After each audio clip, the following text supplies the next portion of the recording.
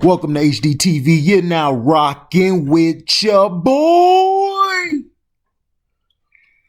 Aaron Rodgers has issues with the double standards in the NFL's COVID-19 protocol. This season, the NFL has implemented an extraordinarily long list of COVID-19 protocols to prevent the spread of the disease. And Greenbaypackers QB Aaron Rodgers wonders if some of the rules in place make sense. During an appearance on the Pat McAfee show on Tuesday, Rodgers was asked about the coronavirus guidelines, and he had some interesting questions about them himself. I think there's a lot of questions of, are we doing all this based on science and it's all necessary? There are some interesting conversations to be had down the line about all of that. I'm just wondering what this is based on. Rodgers went on to criticize the double standards he sees in the COVID-19 protocol, like being able to hit his teammate in practice, but not being able to sit at the same lunch table with them. I think there's some double standards. You can dap up a guy after the game, but you can't eat at the same lunch table as a teammate. You can go down to practice and hit each other and be in close contact, but you have to have plexiglass between you and the guy next to you in the locker room. Some of those things to me don't really add up.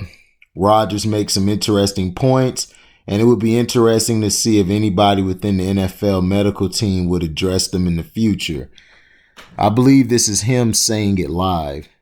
And then you're not allowed to eat together, right? These are critical times in building up trust with each other. Has there been any efforts to try to be creative with that, or is it just kind of you got to do what you got to do in the practice field and everything like that? Well, Pat, you can't really be creative when they're big brother spying on you the whole time. Hey, did you hear about the Jets? You hear about the Jets? Yeah. We could dive into that later. I mean, they're watching everything, and if there's a lapse in protocol, you can get fined. Obviously, you've seen teams get fined already, and individual coaches and players get fined for breaking protocol. I mean, there's one-person tables in the lunchroom. There's plexiglass or whatever the hell it is between our lockers.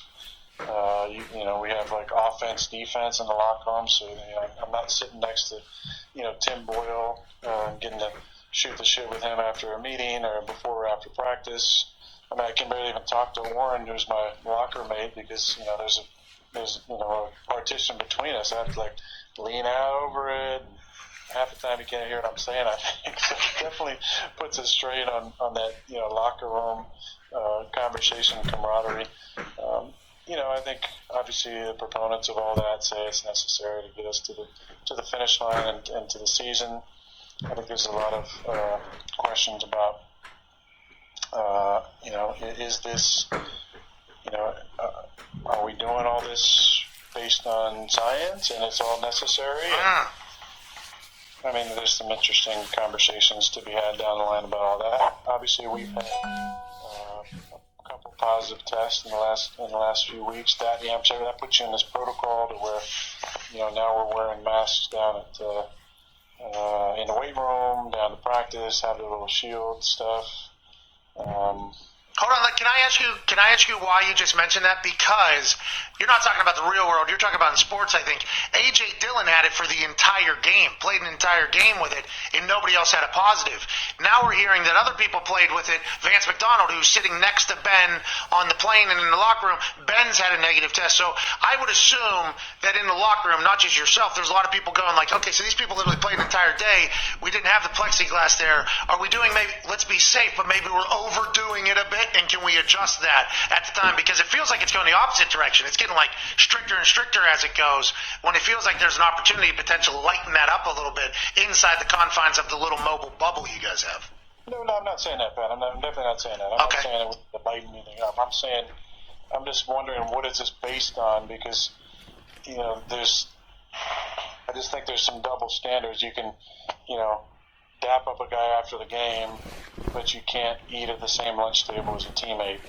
You can go down to practice and hit each other and be in close contact, but you have to have plexiglass between you and the guy next to you in the locker room. I just think some of those things, to me, just don't really add up. I understand what we're trying to do. We're trying to get every game in and stay healthy, but I think just some of those things, and I don't really care about what people's opinions are beside this is my own opinion about things. I just think that some things make sense, and then some things don't make a lot of sense. They said before the season, you can't even talk to anybody after the game, and I'm thinking, well, what do you mean? We just there's spit and sweat and all this stuff, and we're playing a game, and we're getting hit, and we're tackling, and then we can't go and talk to somebody who we know on the other team. I just, some of those things to me, I think it's some of it is definitely for the optics of it. Some of it is probably based on science, but it's definitely changed the season for sure. Now, that was Aaron Rodgers talking with Pat McAfee on his show. Now, I'm not a fan of Aaron Rodgers. I think he's a prick. I think when things get tough, he caves in. And he basically throws teammates under the bus. And he'll let you know he's doing it. But in this case, he's right. How are you going about this? How are you making the rules? Are you doing it as you go along? This 1 week, this guy has a positive test. This next week, this guy don't have a positive test. And they sat next to each other, or they're exchanging sweat, or they're exchanging dap with each other. It's a lot of things going on. And basically, what the NFL has to do is get a better grasp on the situation. I agree that the sitting at tables, and then they have to sit this far from each other, but they just on the field tackling one another and dapping each other up and making sure they're straight. It's showing a lot of not knowing what's going on from the NFL. And to me, the NFL wants to make their money. It is what it is. They're going to make their money with you or without you. They don't care. That's why they came up with the thing, hey, who wants to play, who don't want to play. And they were done with it.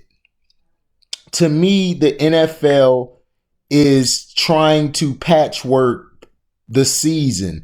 They don't want to lose this TV money. And that's the reason why, Aaron, they're going through these protocols for COVID-19, because they're trying to make the extra precautions when you're not playing. They want you apart so it doesn't spread, or it doesn't affect each teammate, or affect your family members, or it affects you guys being able to play on Sunday. So they have to go through these measures. But I agree with them in this case. It's like, what's the parameters? How are they coming up with this stuff? And to me, like I said, I think they're coming up on the go with it. I think they have to, because it's so many teams traveling, and you're going to catch it when you're traveling. It just is going to happen. To me, they know the players are going to catch it. Right now, they're trying to come up with ways to kind of minimize it and minimize the spread, kind of keep it from affecting the whole team. If it affects one or two people or three, they're cool with that. They can isolate those guys and get them out of there. But let me know in the comment section, what do you think? Do you think Aaron Rodgers is correct saying that? How are they basing this? Are they basing this off science, or they're just doing it on the fly? So let me know. Do you feel that the double standard is real with the issue of the COVID-19 protocol, or do you think Aaron Rodgers is just blowing smoke? So let me know, guys, in the comment section. And like, comment, subscribe, share this, hit the notification bell to select all to receive upcoming content.